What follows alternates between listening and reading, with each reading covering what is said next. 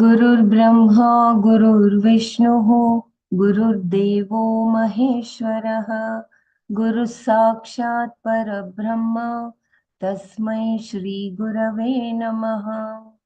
अखण्डमण्डलाकारं व्याप्तं येन चराचरं तत्पदं दर्शितं येन तस्मै श्रीगुरवे नमः। श्रुतिस्मृतिपुराणानाम् आलयं करुणालयं नमामि भगवत्पादं शङ्करं लोकशङ्करम्। ॐ सहना भवतु सहनौ भुनक्तु सह वीर्यं करवावहै तेजस्विनावधीतमस्तु मा विद्विषावहै। ओम शांति शांति शांति। नारायणं नमस्कृत्य नरं चैव नरोत्तमं देवीं सरस्वतीं व्यासं ततो जयमुदीरये। ओम श्री कृष्ण परमात्मने नमः। अथ श्रीमद्भगवद गीता अष्टादशोऽध्यायः मोक्षसंन्यासयोगः। श्रीभगवानुवाच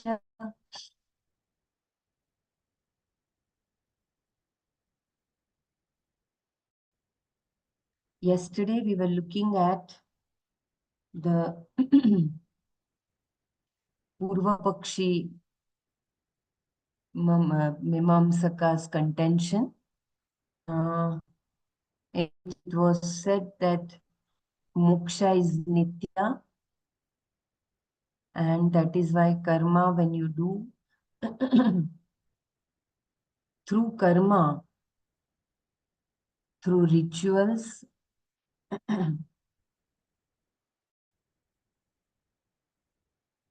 you can become free. Ramashah, I think. Brahmaraji, could you please guide me which page is it? Should I start from? Can someone guide which page was it yesterday?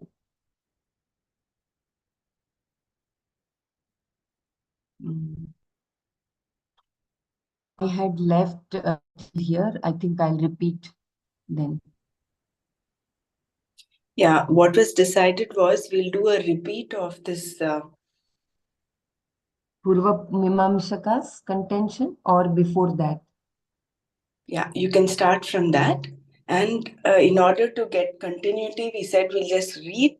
Maybe you can also avoid the Sanskrit verse, the footnotes, just so that we get a continuity of the train of thought. Yes. Okay? This is what was... yeah, you can start from there. Yeah, dhanyavada. Purva Mimamsaka's contention, not doing vihita karma will give pratyavaya dosha.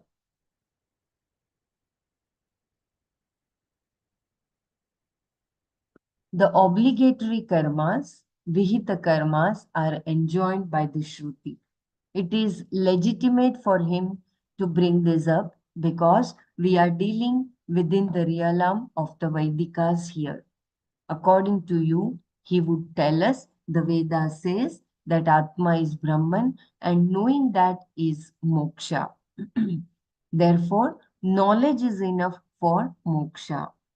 Being followers of the Veda, we have to analyze what the Veda says and do what is enjoined by the Veda.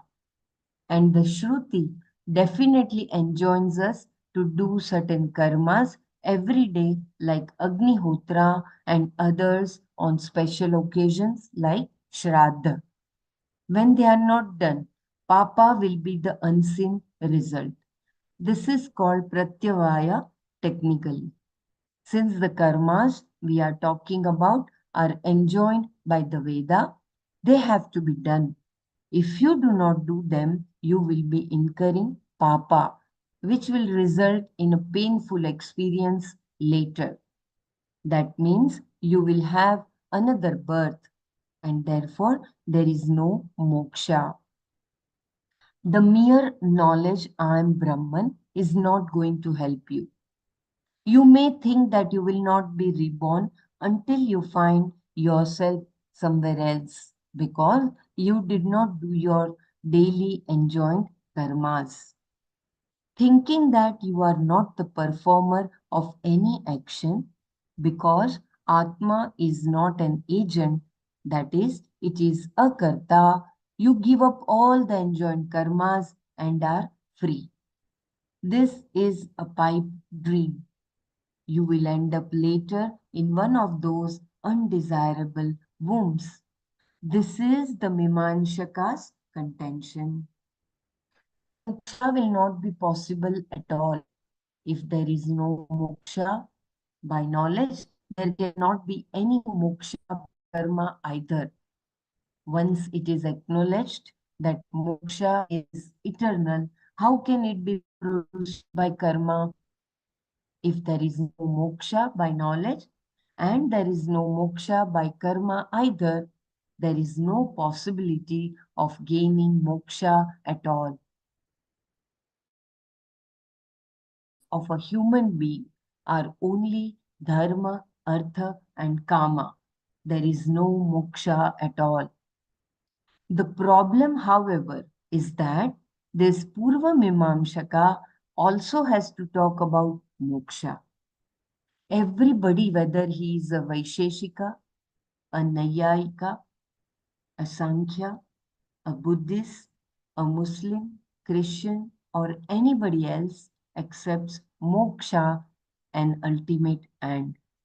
Everybody has a definition of it, and everybody has to talk about it. There is no way to avoid a consideration of moksha. And if it is eternal, it has just been eliminated by these arguments. If moksha is eternal, it cannot be produced. Thus, according to him, by karma there is no moksha, and by knowledge also there is no moksha. Then what will produce moksha? If you remove causes for rebirth, moksha being nitya will automatically take place. The Purva Mimamshakas neat plan. By doing nitya karma, you can avoid pratyavaya. The Mimamshaka has an answer for that. His contention is that, being eternal, there is no need to create moksha. Therefore, karma need not produce moksha. Then why should we do karma? He has a clean plan for that. This is how you become liberated. Now you are bound to samsara by karma. We also accept that. You are born again and again only because of karma. Therefore, we have to get rid of this karma. How? First of all, the daily duties that are enjoined by the Veda have to be done. That will not produce any result, but it will avoid any pratyavaya dosha, the fault of omission, so that one type of karma phala is partly taken care of. By avoiding prohibited karmas, future undesirable births are avoided. Secondly, there is something that is not to be done. All the karmas that the Veda prohibits, the pratisiddha karmas are avoided. In that way, there is no gain of an undesirable body. Look at this. You do all the do's and avoid the results that would be produced if you did not do them. And you avoid all the don'ts, avoiding the results you would incur if you did them. In this way, all accumulation of papa karma is avoided. By avoiding kamya karmas, future desirable births are avoided. Thirdly, he says, do not do the enjoyed karmas that are meant to produce punya, the kamya karmas like Ishtapurti. There are varieties of karma enjoined by the Veda to produce punya.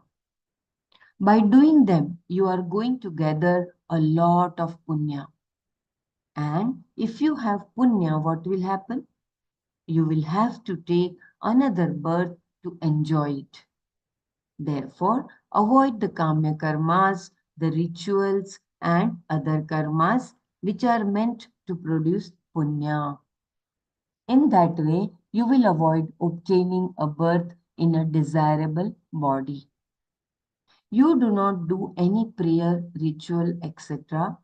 for the purpose of attaining a desired end.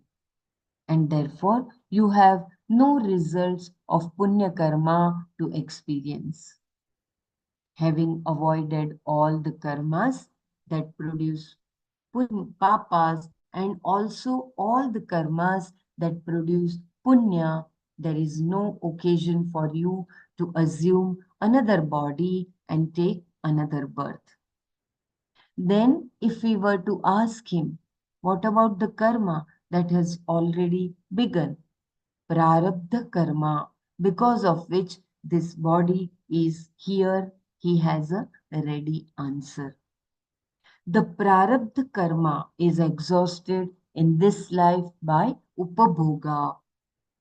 For that, he says that when the karma that has already begun to fructify in obtaining the physical body that you have now is exhausted, there will be no further birth.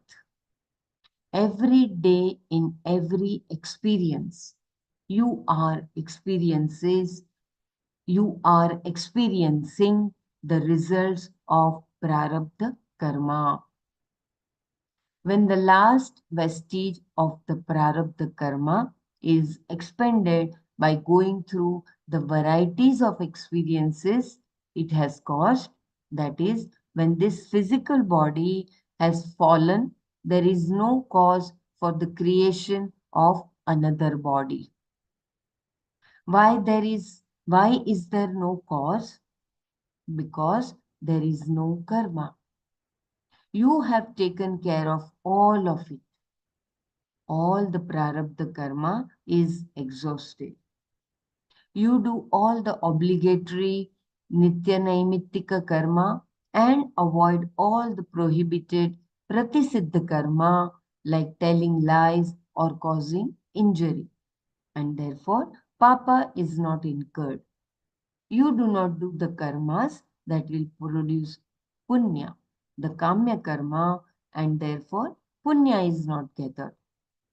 How can you avoid kamya karmas? This is possible because you do not have any longing for anything. You want only moksha. Moksha is gained without any effort. Thus, all karma is taken care of, and karma being the cause of birth, there is nothing to precipitate further birth. You simply remain with yourself because karma is not there. The self Atma can no longer be bound. It is free from samsara. Only if you assume a body, there is samsara, and there can be no further body because there is no cause for it, no karma. The self Atma is eternal and you remain as Atma alone. There is no birth at all for you. That is called moksha. and it is accomplished without any effort. It is not produced. Objection by Shankara. What about the Sanchita karmas standing in one's account? If that is his argument, we have one or two questions to ask here. Let us accept his plan for the time being. Still, he is accepting karma, and in accepting the karma model, he should accept it totally. It should be logical. Since he is accepting prarabdha karma, we have to ask, when did he get this prarabdha karma that accounts for this body and is in the process of being unfolded day after day?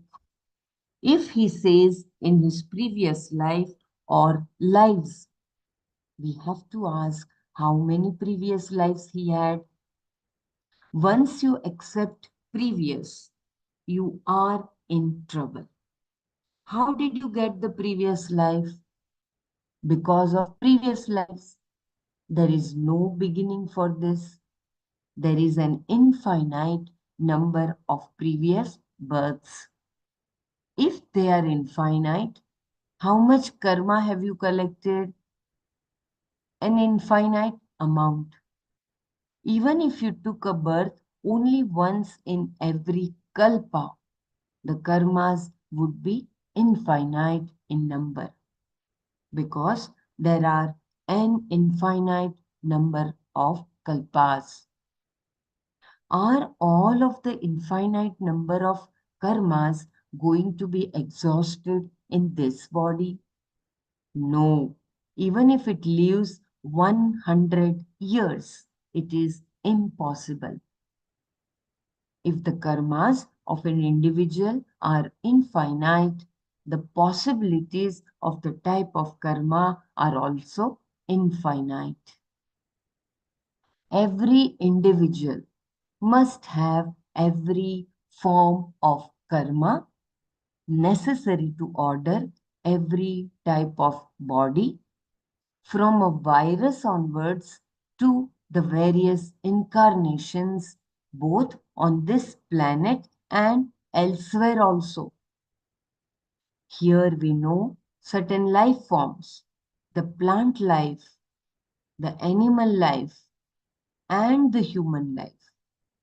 But there will be other planets where there will be better life forms possible.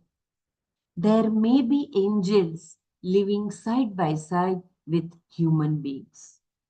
They will have their own language and various types of wings and so on. One will be a red-nosed angel, another a white-nosed angel, and another a blue-eyed angel. One may have golden plumes, another silver, and then again some angels' toes touch the ground, while some angels' toes do not touch the ground at all. Thus, infinite possibilities must be there in everybody's infinite Sanchita karma. How are you going to exhaust all those karmas in this one miserable birth? You cannot. Even in a given human body, you do not go through all the experiences that a human being is capable of. It is only a set of experiences you go through. If you are born a Chinese in China or a Russian in Russia, the experiences are different. If you are born in one place, then you are not going to have all the experiences of other places. Because every individual has infinite karmas, all possible experiences cannot be had in any given birth. In this incarnation, one can exhaust only one set of karmas, not more than that. The prarabdha karma that we experience here is not even the tip of the iceberg. Therefore, Shankara raises this objection here. There is no exhaustion of karma. Why? Because it is not possible in this one birth to experience the results of karma that has not yet begun to fructify. The karmas that were done in the countless births that had gone before should result in the gain of heaven, hell, and many other experiences. Those results have not yet begun to fructify and therefore cannot be experienced. They remain in storage and are yet to manifest. Since it is not possible to experience them, there is no possibility of exhaustion of karma. The exhaustion of karma is only accepted provisionally. Later, we will drop it. But for now, for the sake of argument, we will go with it. We do not accept that doing nitya karmas will not produce results. But we go along with that for now. Even if we are able to exhaust the prarabdha karmas, what about the karma accumulated in previous birth, sanchita karma? This is what happens in an animal's life. A water buffalo does the nitya karma and does not commit any transgressions at all. Daily he goes to the pond and he does not eat meat, etc., eats only grass. His prarabdha karma gets exhausted. And therefore, after being a water buffalo, he will gain moksha. We cannot accept this. Why not? Because his sanchita karma remains. It is the same here. Infinite karmas will be standing in your account. How are you going to exhaust them?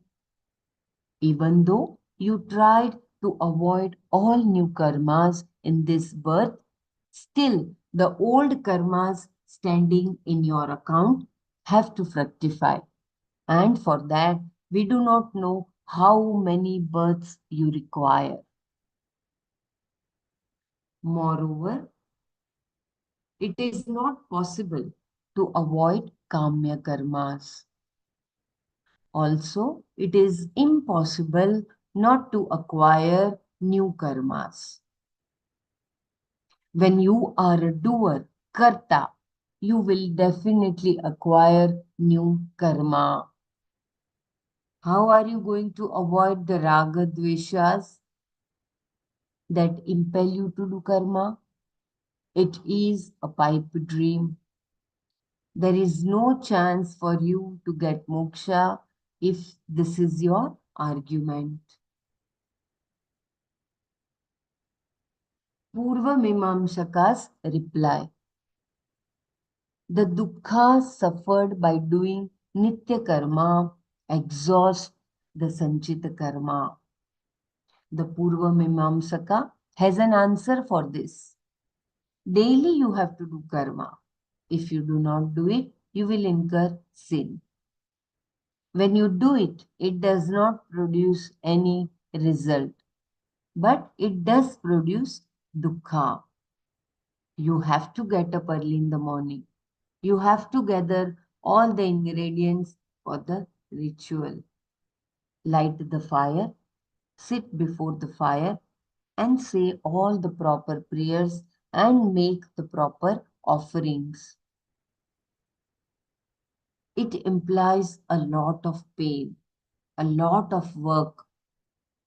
In experiencing that pain, it is possible to exhaust all the pain that is the result of the papa karmas standing in your account, the sanchita karma. Why not? Or doing nitya karma is like doing prayashchita karma. Or the Purva Mimamsaka says that doing your daily and occasionally enjoined karma, nitya naimittika karma, is like prayashchita karma, expiatory karma. Prayashchita karma is another name. Prayashchita karma is an antidote that is meant to neutralize the results of previous wrong actions.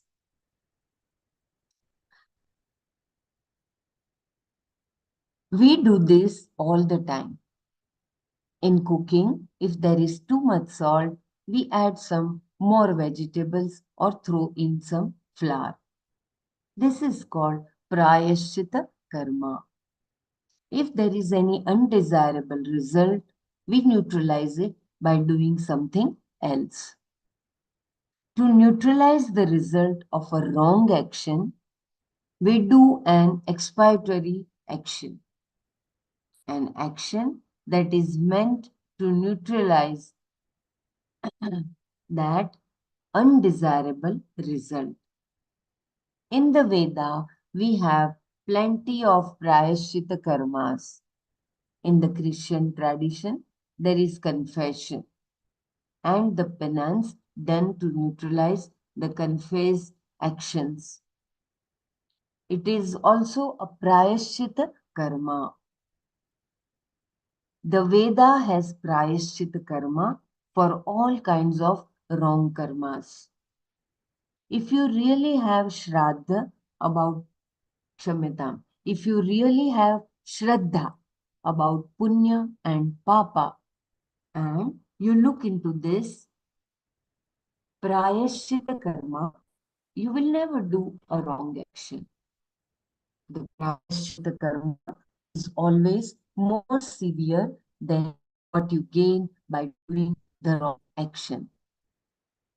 Just to avoid prayashchita karma, you have to avoid all these wrong actions. Taking it a step further, the Purva Mimamsaka says that the daily prayers and rituals we do like Agnihotra are like prayashchita karma, which are done as an antidote for all our wrong actions. Prayashchita karmas are those that are enjoined by the Dharma Shastra to neutralize the negative effects of some negative karma one did. The Purva Mimamsaka's argument here is like how Prayashchita neutralizes the negative effects of previous karma by doing Nitya karma will also neutralize the Anarabdha Papa karma standing in your account. We also say in the Sankalpa before a ritual, I will do this for the removal of all my accumulated impurities. Mama upatta samsta durita उपात kshayartham मम उपात समस्त दुरित mama upatta samasta durita kshayartham aham idam karishiye. ममोपात्त समस्त दुरित क्षय द्वारा समस्त दुरित Mamopatta, क्षयार्थम अहम इदम करिष्ये. okay. Mamopatta samasta durita kshayartham aham idam karishiye. We declare this to the Lord, and it also serves as an auto suggestion in order to eliminate all the papas that I have gathered. I perform this karma. This includes old papas that are fructifying in this life because of things that were done in other births and papas that have been done in this birth also. I perform this karma to neutralize all of them. The daily prayers that I offer are meant only to exhaust all the papas standing in my account. It is not to produce any new result, only to clear the old account. Summary of the Purva Mimamsaka's neat plan. The whole argument of the Purva Mimamsaka is based on the assumption that the karma that I do now will neutralize the result of old karma, or that the old karmas get exhausted through the pain that is involved while performing these nitya karmas. Either way you take it, it does not matter for him. The old karmas are eliminated. The karma because of which this body has come into being will get exhausted by daily experiences. If you have a headache, one papa is gone. Daily experiences of pain and pleasure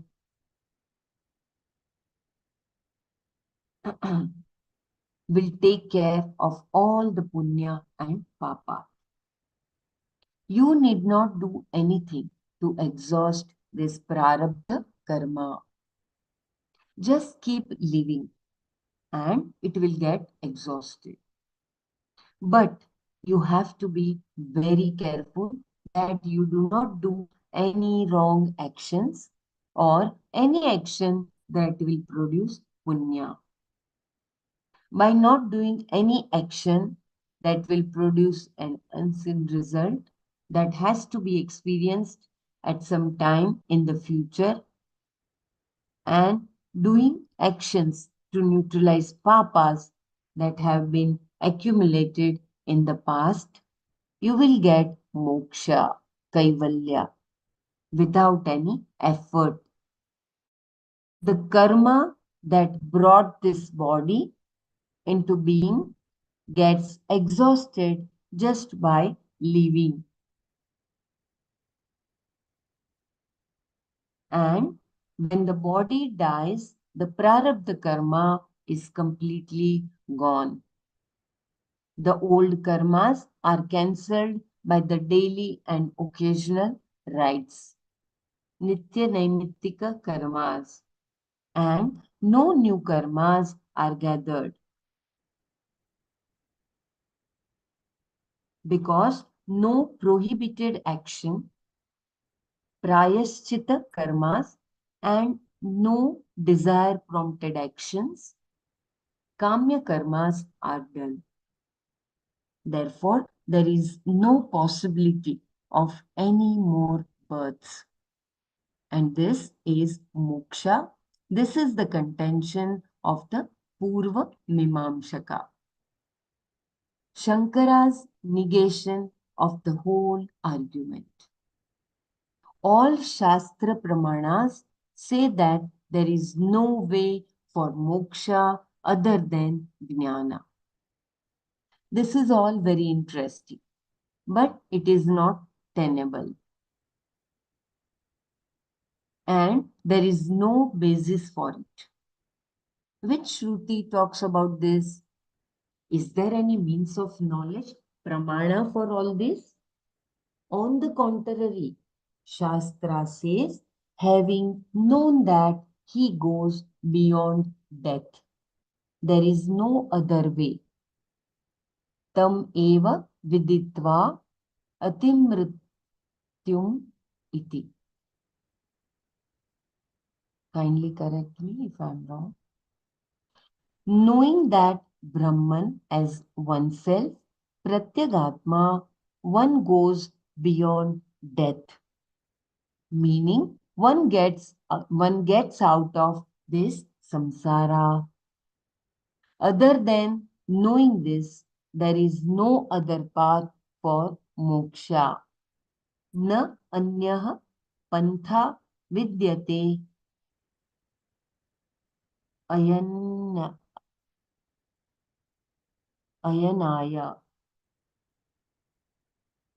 ayanaya. I hope I'm reading correct. Na anyah pantha vidyate ayanaya.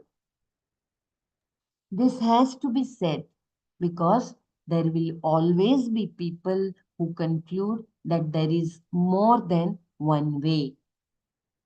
The idea that there are four paths in just imagination, as we have seen.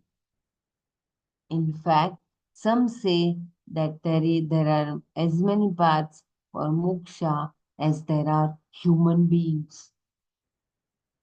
This may be true with reference to religions and the aims of religions too, but not with reference to moksha. Purification of the mind, antakaran shuddhi, which is exactly what we are aiming at too, can be accomplished by various means. And so each one can follow his or her own particular religious form. Even in the same religion, one person will do some other prayers and rituals and another will do others. You can always choose what is suitable to you. For moksha, however, this is not the case. What was already unfolded as Brahman earlier in this statement in the Purusha Sukta, as all this idam sarvam, what existed before, what will come later, and what is now, is now yat bhutam yacha bhavyam, has to be known as that which obtains in your heart, in your mind, as the Atma. But it is not the Atma that is enclosed in this body. For all the heads are its head, all the feet are its feet, all the hands its hands, knowing that one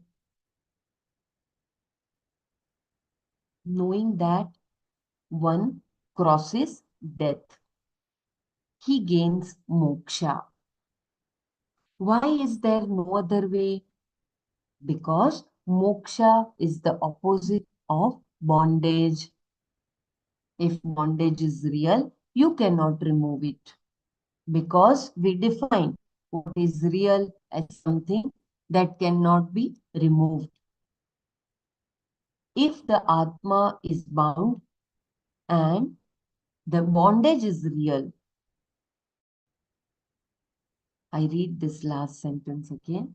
Because moksha is the opposite of bondage. If bondage is real, you cannot remove it because Voice is broken. Sometimes I'm, I don't know. I'm sorry. No, I There just is a breaking of voice. when a bit. We'll try. I'm sorry. I could not hear properly. No, go ahead. Go ahead. It was breaking for a little while, so I just wanted to So should I repeat? repeat. Yeah. Maybe The from Purva the Pakshi, beginning. it's clear, Yes. right? Purva Mimamshaka's arguments are clear through karma only and rituals only. You gain moksha. And moksha is nitya. And here Shankara's negation of the whole argument. Yeah. Yeah, from Sankara negation it became. Thank you. Yeah, I yeah. can Okay. repeat it because it is little bit above. Okay. Yeah, Purva Mimamshaka is clear, right? It is that through by We need performing not be clear there. You No, know, it is. we will discuss it later. We'll just want to repeat this Sankara negation because it was Hmm. quite like breaking in between, so just wanted to. Yeah, if it is disturbing, just let me know. I can continue to share and Yeah. one of you can read. Yeah, if it is because it is important to have the continuous train of thought. Yeah. Yeah, You want me to read? I'll read it. Sankara negation of the whole argument. yeah, you can read, Dr. Mara. No problem. Please read. Continue. Yeah. Okay. Sankara's negation of the whole argument. All Shastra Pramanas say that there is no way for moksha other than jnana. This is all very interesting, but it is not tenable, and there is no basis for it. Which Shruti talks like this? Is there any means of knowledge, pramana for all this? On the contrary, the Shastra says, having known that he goes beyond death, there is no other way. Tam eva viditva ati atinvityam iti. Knowing that Brahman as oneself, Pratyagatma, one goes beyond death. It's out of this samsara. Hey, Gurudev. Sorry, Dr. Mara, your voice is a little, it's coming up as very thick. It's your Oh, clarity is, yeah. Can you do something about your microphone, maybe? Not sure. okay. Is that you're able to hear me okay now? Now it is better. Yes, Okay. now it is clear, Dr. Mara. Dhanyavad. Okay, sorry. Um, and sometimes these phones are like kind of not. Yeah, could you please read again, Dr. Mara? Sorry to what I, Sure, yeah. sure. Okay. Shankara's negation of the whole argument. Is that okay now? All Shastra Pramanas say that there is no way for moksha other than jnana. This is all very interesting, but it is not tenable. But there is no basis for it. Which Shruti talks like this? Is there any means of knowledge, pramana, for all this? On the contrary, the Shastra says, having known that he goes beyond death, there is no other way, there is no other way. Tam eva viditva ati mityam iti. Knowing that Brahmanas oneself, Pratyagatma, one goes beyond death, meaning one gets out of this samsara. Other than knowing this, there is no other path for moksha. Na anyaha panta vidyate ayanaya. This has to be said because there will always be people who conclude that there is more than one way. The idea that there are four paths in just imagination, as we have seen. In fact, some say that there are as many paths for moksha as there are human beings. This may be true with reference to religions and the aims of religions too, but not with reference to moksha. Purification of the mind, antakarna shuddhi, which is exactly what we are aiming at too, can be accomplished by various means, and so each one can follow his or her own particular religious form. Even in the same religion, one person will do some of the prayers and rituals, and another will do others. You can always choose what is suitable to you. For moksha, however, this is not the case. What was already unfolded as Brahman earlier in this statement in the Purusha Sukta as all this idam sarvam, what existed before, what will come later, and what is now, yet bhutam yacha bhavyam has to be known as that which obtains in your heart, in your mind, as the Atma. But it is not the Atma that is enclosed in this body, for all the heads or its head, all the feet or its feet, all the hands its hands. Knowing that one crosses death, he gains moksha. Why is there no other way? Because moksha is the opposite of bondage. If bondage is real, you cannot remove it, because we define what is real as something that cannot be removed. Yeah, this is what you wanted me to repeat, right? If bondage is real, you cannot remove it, because we define what is real as something that cannot be removed. If the Atma is bound and the bondage is real, you cannot remove it. If it is unreal, if it does not exist, you need not remove it. If you think it exists, then you have to remove it, and that removal can only be by knowledge. If you think you are bound, that thinking has to go, and it can only go by knowing. Stopping the thinking does not work. That is anesthesia. Stopping the thinking does not work. That is anesthesia. We have to understand that the thinking is wrong by understanding that Atma is Brahman. Therefore, the Shruti says that there is no other path for this. Na anyaha anta vidyate. Other than vidya, knowledge, there is no way for moksha. Other than vidya, knowledge, there is no way for moksha. Not only does one Shruti say this, but many Shrutis do. It is said that moksha is as impossible for one who does not know Atma as it is to wrap oneself with akasha, like a skin around the body. How will you do that? It is not possible. Thus, quoting this verse from the Shruti, Shankara says that it is just as impossible for the one who does not know the Atma to gain moksha. Not knowing the Atma, you will only gain sorrow and remain in samsara.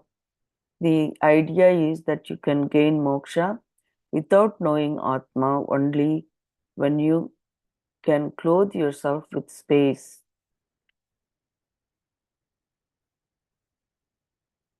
In other words, it's not possible. Knowledge alone liberates. Not only that, the Puranas and Smritis also say one gains moksha by knowledge. By saying it in two ways, there is no room for misunderstanding. There is no moksha without knowledge, and by knowledge alone, moksha is gained. If he had said just that moksha is gained by knowledge, it may also allow moksha to be gained by karma. But then he says that by knowledge alone there is moksha, and without knowledge there is no moksha. How can there be any doubt here? My voice probably a little bit hoarse, I think. Is that okay, or you want me to continue? It is fine. It is fine, Dr. Mara. Perfect. Oh, okay. Even accepting that Nitya Karma removes all papas, Sanchita Punya cannot be neutralized. So again, even accepting that Nitya Karma removes all papas, Sanchita Punya cannot be neutralized. Still, there is another problem. Accepting for the time being that all the papa karma can be exhausted by the pain involved in doing obligatory karmas, nitya naimittika karmas, Only the papa karma standing in your account is removed. What about the punya karma? That is also infinite. Even assuming that the nitya karma is an antidote for the results of all the wrong action that were done, which is a big assumption, the punya will be standing there unaccounted for. Just as there are infinite papa in the sanchita karma yet to be exhausted, there are also infinite punya waiting to fructify. They cannot be neutralized by doing nitya karma. If at all nitya karmas can neutralize anything, they can neutralize only papa, not punya, and not punya. It has to express itself, and therefore being not exhausted, will precipitate another birth. So it doesn't neutralize the punya karma. So it has to express itself, and therefore being not exhausted will precipitate another birth. You will have to be born in Texas in a family of a tycoon, and even that will not take care of all the punya. This punya will be expressed. It has to be encashed. Even the possibility of neutralizing all the papa karmas by obligatory nitya karmas was accepted only provisionally. That also is not tenable. For how long can one do these karmas? 50 years, 60 years, 70 years, or 80 years? How can that neutralize all the papa that has been gathered in an infinite number of births? There is no way of neutralizing all of them with a finite number of actions. The exhaustion of punya, the results of which have not yet begun to fructify. So again, the exhaustion of punya, the results of which has not yet begun to fructify, is not possible in this birth either. Since they cannot be experienced now, there has to be another birth, just as the exhaustion of previously gathered papa that has not begun to fructify is impossible. So is the exhaustion of previously gathered punya that has not begun to fructify. Their exhaustion is not possible without assuming another body, and therefore moksha is not possible.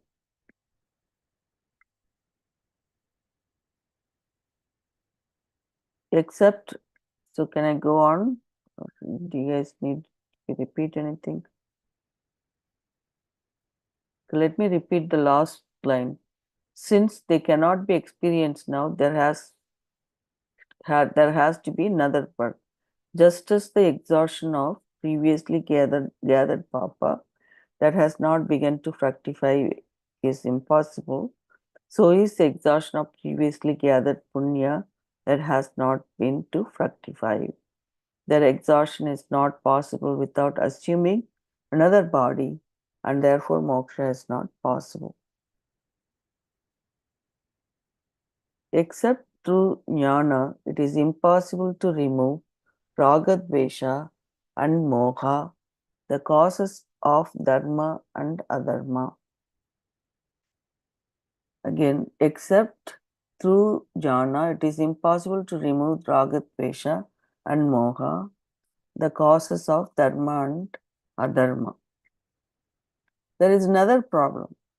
According to him, I will not do any desire-based action, kamya karma, or prohibited karma, prayachita karma, and do only obligatory actions, nitya naimittika karma. In other words, I will not do any wrong actions, adharma, or meritorious actions, dharma. This is not possible. What is the cause for dharma and adharma? Why do I do these karmas? I do a wrong karma because I want a given result, and I cannot get it by following the right means.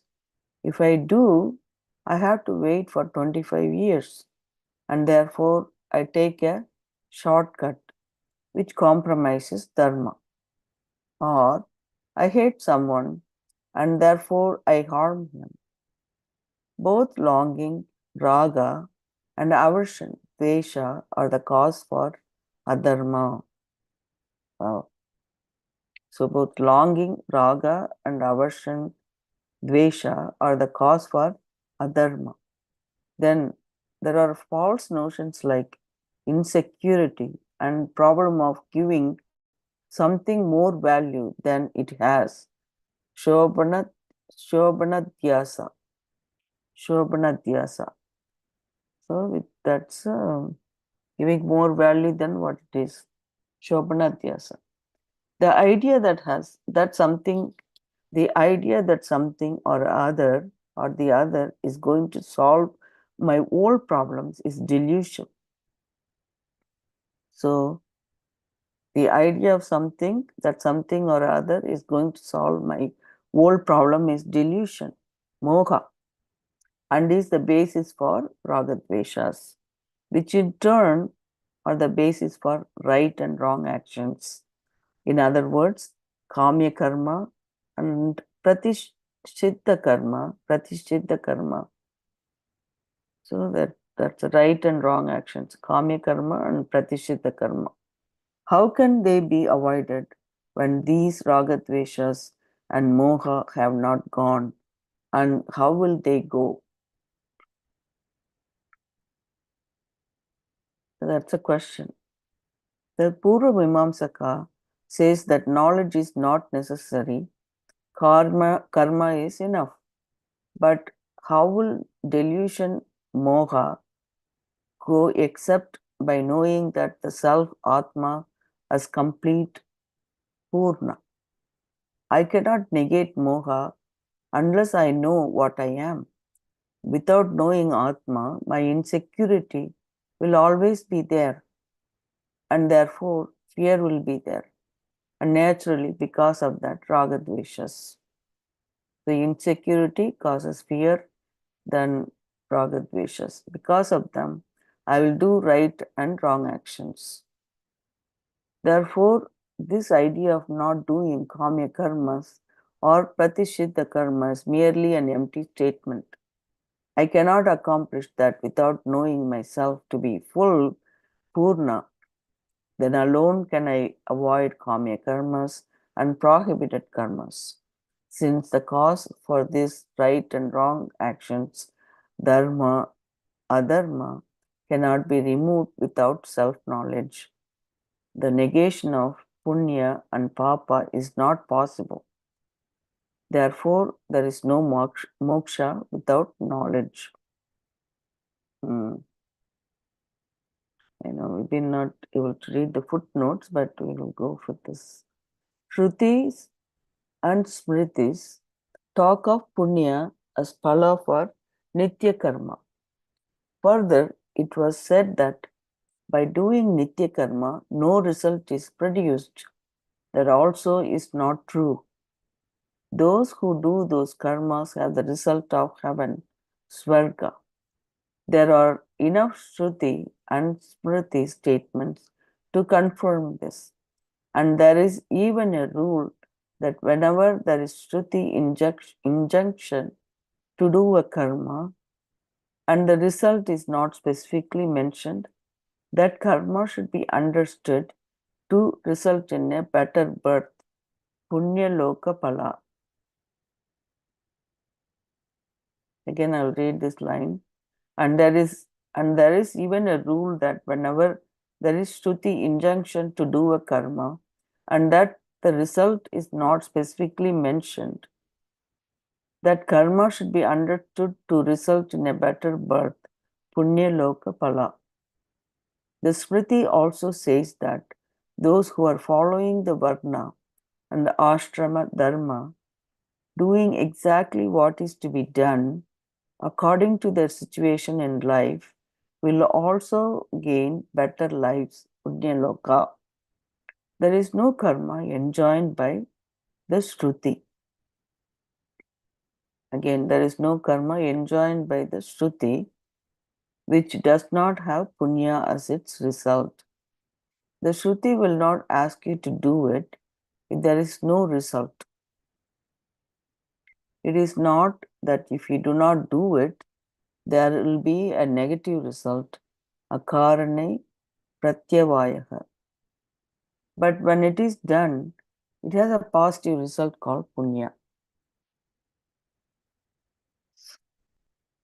Though there is no direct fault incurred, it is true that when you do not do your daily duties, you may be doing the wrong things.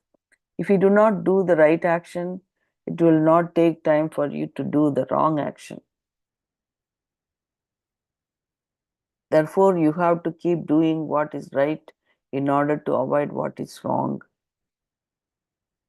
Otherwise, there is laziness, what is the breeding ground for all crimes. Now, by avoiding all papa karmas and doing only nitya naimitika karmas, this person is under the impression. Can you read a couple of minutes, Dr. Bella? Yes, yes, dear. Yeah. Though there is no direct, I read the paragraph once again. Though there is no direct fault incurred, it is true that when you do not do your daily duties, you may be doing the wrong things. If you do not do the right action, it will not take time for you to do the wrong action. Therefore, you have to keep doing what is right in order to avoid what is wrong. Otherwise, there is laziness, which is the breeding ground for all crimes. Now, by avoiding all papa karmas and doing only nitya naimittika karmas, this person is under the impression that he is not getting any result. After death, do you know what will happen? All the devatas of those nitya karmas will be ushering him into heaven. He may protest that he wanted moksha and not heaven, but he will have to go because nitya karma, being a karma, will surely produce a result. How can you do a karma without causing a result? You cannot drop a stone in a pond without creating a ripple. You have to enjoy that karma phala. There is no way, no other way of avoiding it except one. What is that? Knowing that Atma, the self, is not an agent, a karta. Then one is free of all karma phala.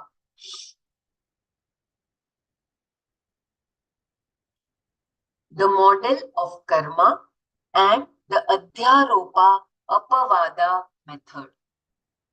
By this, the whole model is destroyed. This is called deliberate superimposition and negation. Adhyaropa apavada.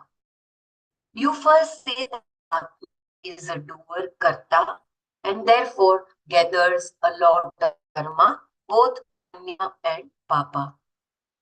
He is a samsari, has to reap the result of all these punya papas by taking birth in different lokas. And at the end of it, you say that in fact Atma was never born, never did anything, never performed any action.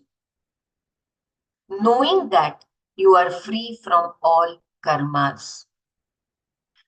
The fire of knowledge burns all the karma to ashes. Jnanagnaihi bhasmasat kurute. This is possible because they are all standing in the name of Mr. So and so, the agent Karta, and Once the karta is gone, there is no karma to be accounted for. This is called adhyaropa apavada.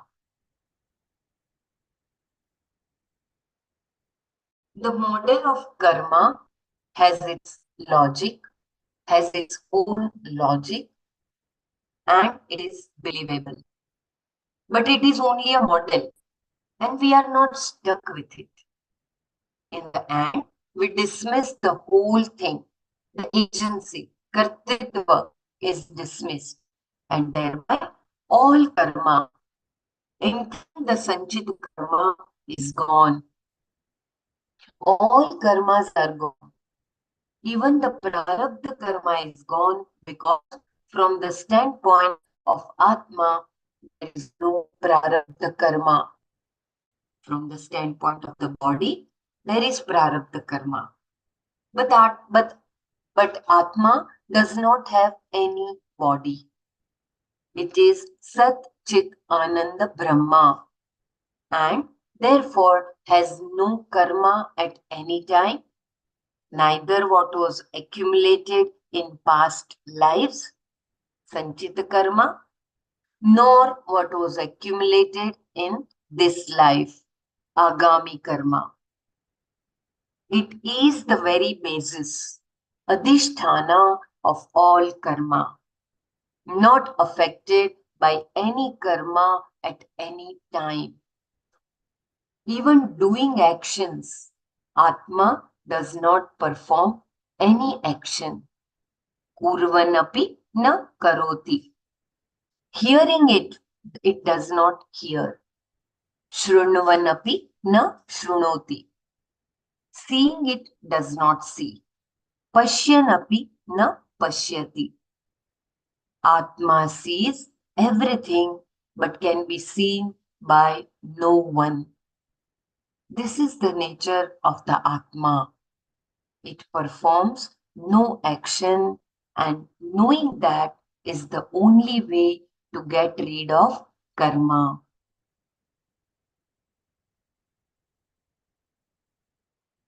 Restatement of the contention of the Purva Pakshi.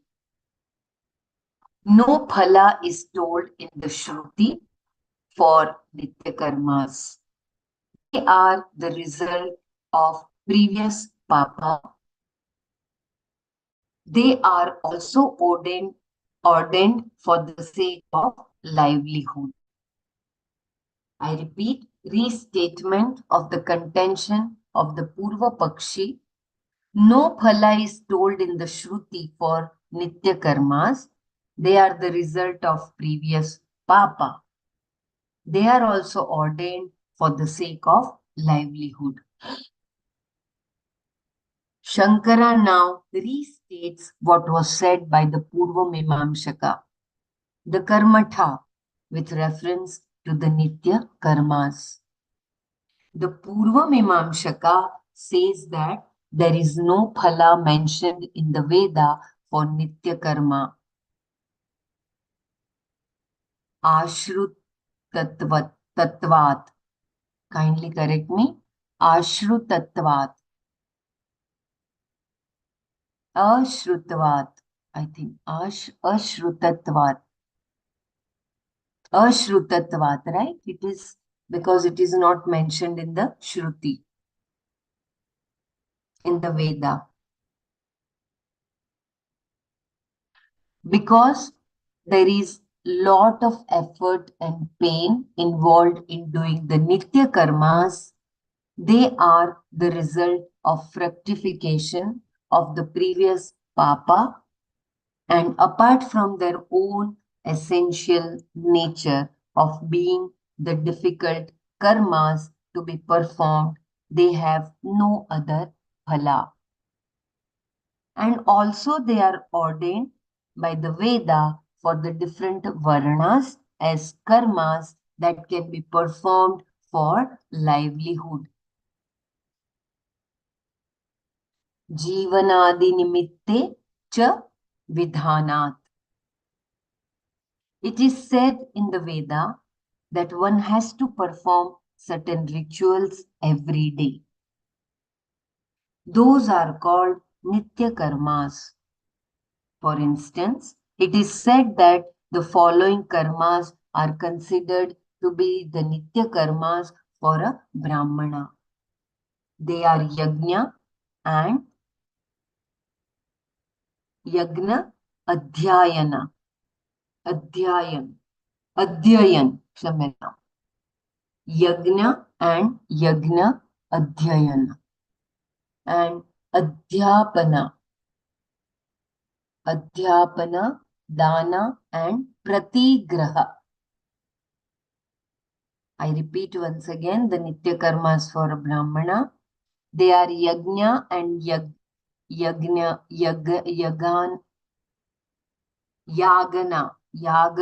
adhyayana. Yajna and yagna adhyayana and adhyapana, dana and pratigraha. Yajana. Yajana. So they are Yajna, yajna. yajana, adhyayana, and adhyapana, dana, and pratigraha. What is yajana? He's going to explain that. Okay. Yajana is performing rituals like Agnihotra, etc. Or its modern day equivalents like Sandhya Vandana and other forms of worship daily. Yajana is making someone else do the rituals, that is, officiating in a ritual performed by someone else. Sorry, Leela, I think you read it as yajana is all of this. The yajna is this ritual, Agnihotra and all. Yajana is making someone else do the ritual. Oh, Kshamedam. Yeah. I have to read again. Yeah. They are Yajna and Yajana, Adhyayana and Adhyapana, Dana and Pratigraha.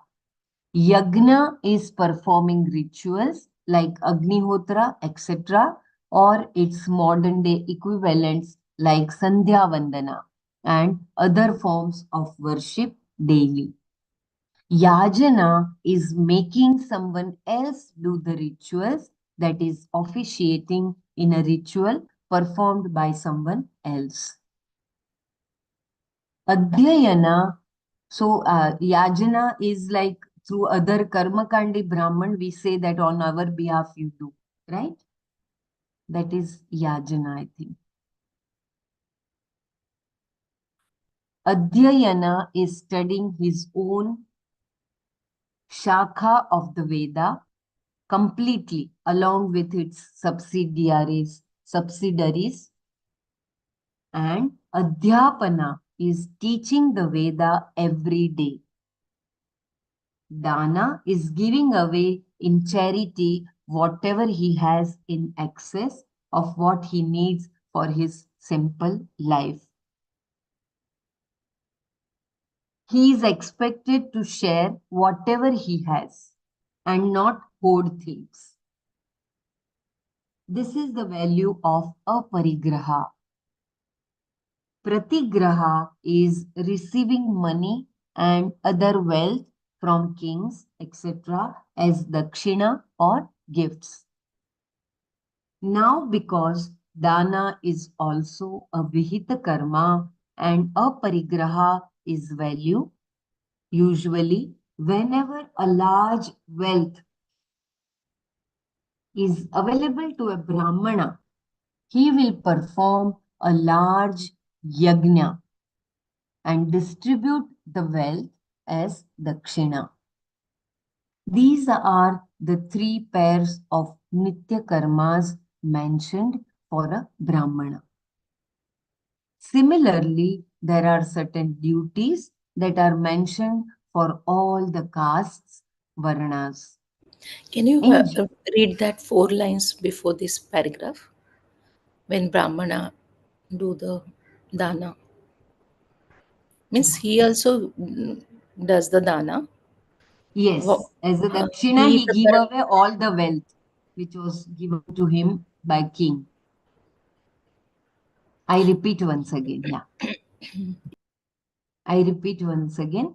Dana is giving away in charity whatever he has in excess of what he needs for his simple life. He is expected to share whatever he has and not hoard things. This is the value of aparigraha. Pratigraha is receiving money and other wealth from kings, etc., as dakshina or gifts. Now, because dana is also a vihita karma and aparigraha is value, usually whenever a large wealth is available to a brahmana, he will perform a large yajna and distribute the wealth as dakshina. These are the three pairs of nitya karmas mentioned for a brahmana. Similarly, there are certain duties. Please let me know where I Means have to. three pairs means what are they? Three pairs of Nitya Karmas from Brahmana. Yajna, That's what he mentioned, Adhyayana, right? Adhyayana, Yajna, Adhyayana, Yajna, Adhyapana, and Yad. yeah, Dana and the Pratigara, something. pratigraha. Yeah, Pratigara. Those are three pairs. Yagna and yajana, adhyapana and And dana, Adhyapana. and pratigraha. Adhyayana, Adhyapana. Adhyayana is that one who's reading Set. Veda. One set. Yeah, Adhyapana Yajna and is one yajana, who's Yagana, teaching the Yajna. Veda, right? And then Dana and Pratigraha is what, that's the one he received the money and Parigraha then, and Pratigraha. Means Parigraha is yeah. taking, Pratigraha is giving away. No, Mm. Pratigraha. is Pratigraha, receiving money. he get the Receiving money money from kings. and do the yajna and to give dakshina by distribute that wealth itself. That's what. Should we do manana of the whole thing or should I read some more lines and then do? Just kindly guide me because I'm Yeah, you not, can finish this. Yeah.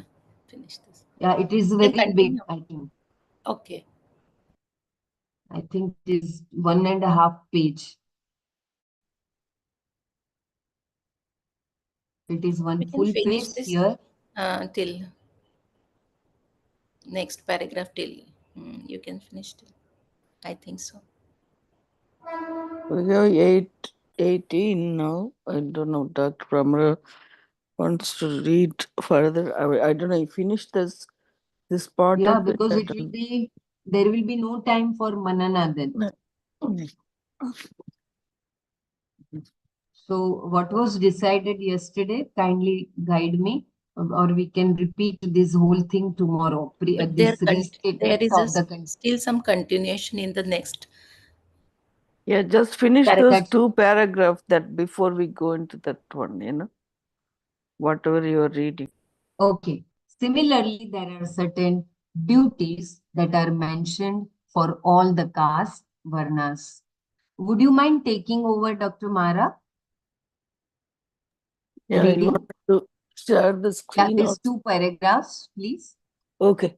Similarly, there are certain duties that are mentioned for all the castes, varnas. In general, we can say that certain duties are to be performed, and some of them are prayers or are in the form of rituals. These are called nitya karmas. Then, on certain occasions, there are certain karmas, rituals that are to be performed, and they are called naimitika karmas. Both are enjoined by the Veda. While enjoining these karmas, the Veda does not mention any particular result for them. Generally, if for every ritual a particular result is mentioned, the one who wants heaven must perform a particular ritual for that. Swarga kamaha jyotistomena yajate yajata yajata. Yajata.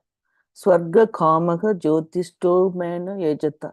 Or the one who wants a son should perform a putra kameshti ritual.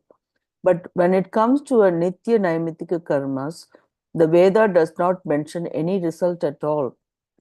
From that, the Purva Mimamsaka extrapolates his stand. Since the result is not mentioned for nitya karmas, they do not produce any result. Then why should anyone do them? They are enjoined by the Veda, and therefore they have got to be performed. Now, anything that you have got to do that is mandated implies pain. That is why people are lazy. Getting up and doing things is not easy. Here, every day, the Brahmana has to get up early in the morning before the sun rises, which itself is a problem, and then has to do the karma, which takes about an hour. Therefore, there is pain involved because the effort is involved. This is an ingenious presumption made just because the Veda does not mention the result for the Nitya karmas. So again, that's a presumption that made just because the Veda does not mention the result for Nitya karmas. So that's the end here. So we were reading, want to do Manana on this. Maybe we should just go back and read, see what headings at least we read so that we know.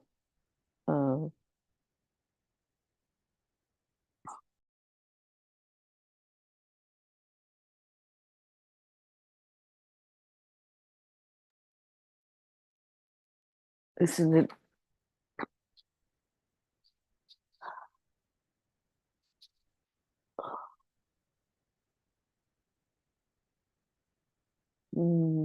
Hey, Gurudev. So with the Purva Pakshi says it is only through karma that you can attain moksha without any effort. Just by doing your nitya karma and naimitika karma, you are going to exhaust all the papa because it's painful to get up and do it on a regular basis. So all your papa karmas are gone, and you're not doing any pratisiddha karma, so you don't accrue any more papa, and you're doing whatever um, uh, dharmic karma is supposed to be done. So you don't accrue any further papa. So you exhaust all your prarabdha this way, and therefore at the end of this, after you've exhausted all your prarabdha, you attain moksha. Shankara raises an objection and says, what about the punya karma that you accrue through sanchita? Sanchita karma is there that we have accrued through so many lifetimes. So what about that? When are you going to exhaust? If you say papa karma of your sanchita is exhausted by doing your nitya naimitika karma, what about the punya that you accrue over the lifetimes? How is that going to be exhausted? So you need another life. So where is moksha? Moksha is freedom from the cycle of birth and death. So that is Shankara's objection. And then he goes on to explaining how knowledge alone is liberating, because bondage is the opposite of moksha. And if that is so, bondage cannot be eternal. But going by this karma theory, going by what the Purva Mimamsaka says, it appears as if it is going to be eternal. So in order to get out of that bondage, the only way is to realize that you are eternal. That is the knowledge that you are Atma, that Satchidananda Atma. Then that seed of Sanchita gets roasted. It's like a roasted seed, and it will not sprout anymore. So the knowledge that you are Akarta, the knowledge that you are Abhokta. And for that, what is required is knowledge, not karma.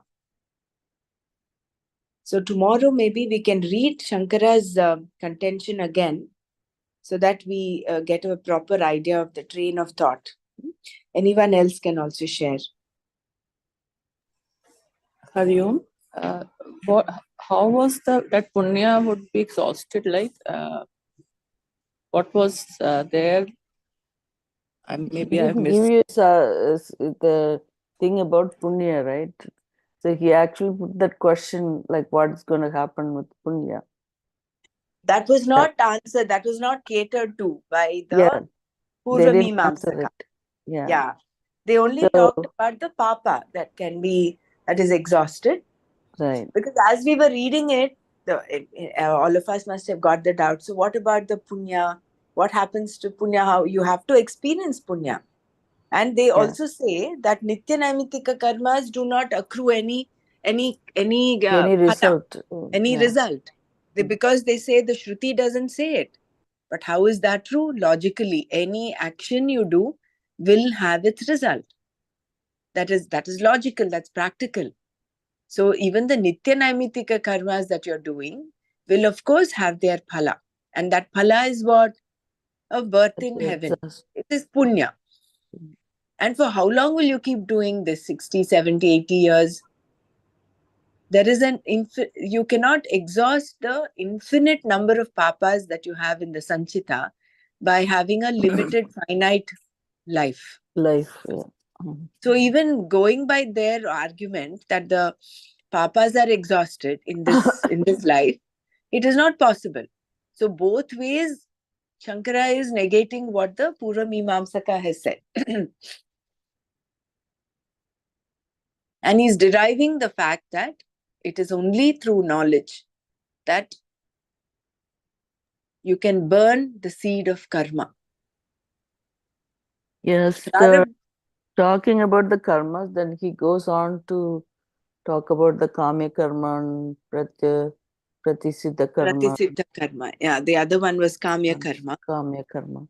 So why you do it, why you not do it, like that, the thing come up, right? But the right and wrong actions, like dharma and adharma, all that they were talking about. So we'll actually read Shankara's contention. Tomorrow maybe start from there. Because what the Purva Mimamsaka stand is, I think, quite clear to all of us. Yeah. So we can take it up from, or you could start from summary of the Purva Mimamsaka's neat plan and then go on to what Shankara says tomorrow. You can just make... Yes, Bela. One quick question. Like this Purva Mimamsaka, they do not have any point mentioned as a raga dvesha, doing the rituals out of raga or dvesha, because it is humanly, if as a human being you are doing every time, you cannot do without any raga dvesha.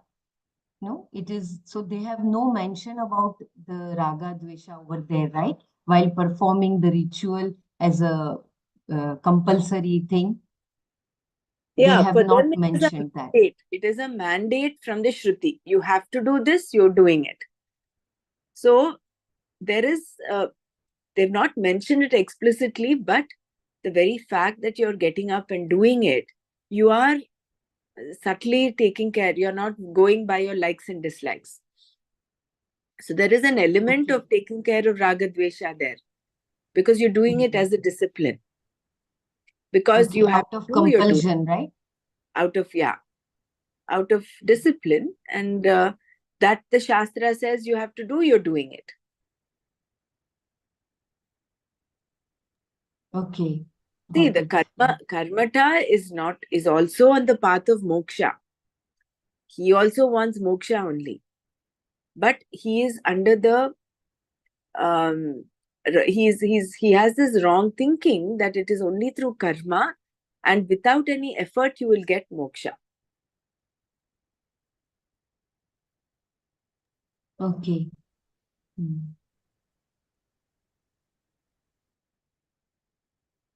Isn't it? So correct. That is what he says. The Durita Kshaya Dwara, we take the sankalpa. So I'm doing this to get rid of all the papa karmas before. And that pain that he goes through, getting up, if he had raga dvesha, he would not be doing that. He's of course taking care of that element of raga dvesha there. by Hmm. constantly, regularly doing all of this. Yeah, And I think because of that, this discipline, they did not allow any other Varna people to enter their circle, isn't it? Like, because it was only the duties of Brahmana that was, they must have thought that it is only our karma kandis were only, this is, I'm talking about the Purva Mimamsaka, and that must have created the. Yeah, maybe that came up somewhere in the Middle Ages. It was not in the Vedic times. Vedic times, it was all very innocent. Everybody who had is their this Purva Mimamsaka? roles to play, and they did their roles. So it was somewhere in the Middle Ages that this thing came, that that it was not what it was before in the Vedic times. And what this Purva Mimamsaka we're talking of is in the Vedic times. So Oh, later on, Okay. that came in, that so who is the demarcation. Purva Pakshi is different from Purva Mimamsaka? No, it's the same. They are Same. same, right? Okay. Yeah. Purva Pakshi, Purva Mimamsa. Purva Pakshi is the opponent. And here the opponent is the Purva Mimamsaka, who is holding on to the Karma Kanda of the Karma Veda. Kanda, Veda. Mm. There You is know, Veda has two types. for yeah, go ahead. Please go ahead. No, I just told you, like, I was like the last 4 days, in our temple, they are performing this Mahayaga for Lord Muruga. And every time they do the Sankalpa, like almost 2 page, like, how they say about give you all this Siddhi, Arogya, all that, right? He reads it for everybody, and then about Putri and Pautri, everything, everybody is included. And then in the end, I was surprised, that the last 3 days, whenever they did Sankalpa, they also have a say, Kayena Vasa Manasendiyarva, right? That I was really surprised that after all that the Sankalpa they did, and then in the end, it's all Sriman Narayana Samarpayami, right? So I just wanted to know how this. I have to talk to that priest. I didn't have time today, but I was wondering how they did that.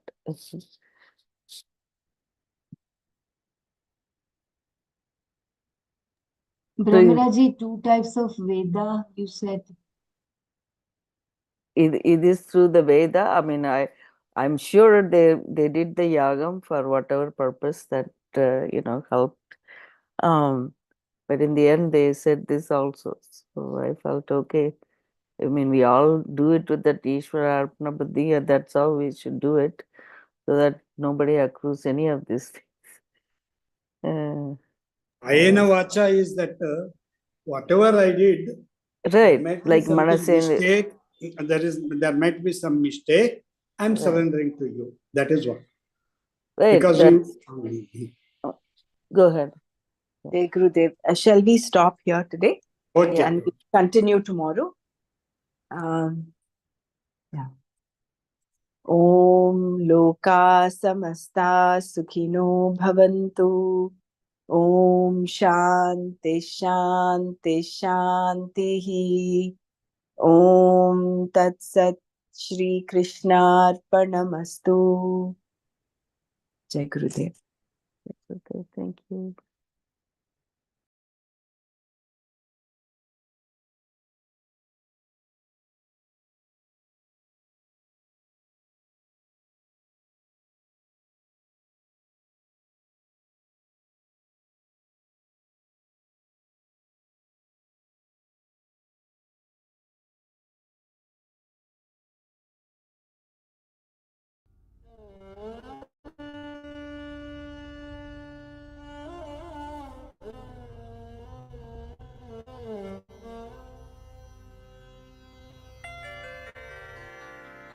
निरुपमनित्यनिरंशकेऽप्यखण्डे मयि चिति सर्वविकल्पनादिशून्ये घटयति जगदीश जीवभेदम् त्वघटितघटना पठीयसी माया त्वघटितघटना पठीयसी माया श्रुतिशतनिगमान्तशोधकानपि अहह धनादिनिदर्शनेन सद्यः कलुषयति चतुष्पदाद्यभिन्ना न घटितघटना पठीयसी माया सुखचिदखण्डविबोधमद्वितीयम् वियदनलादिविनिर्मित्ते नियोज्य भ्रमयति भवसागरे नितान्तम्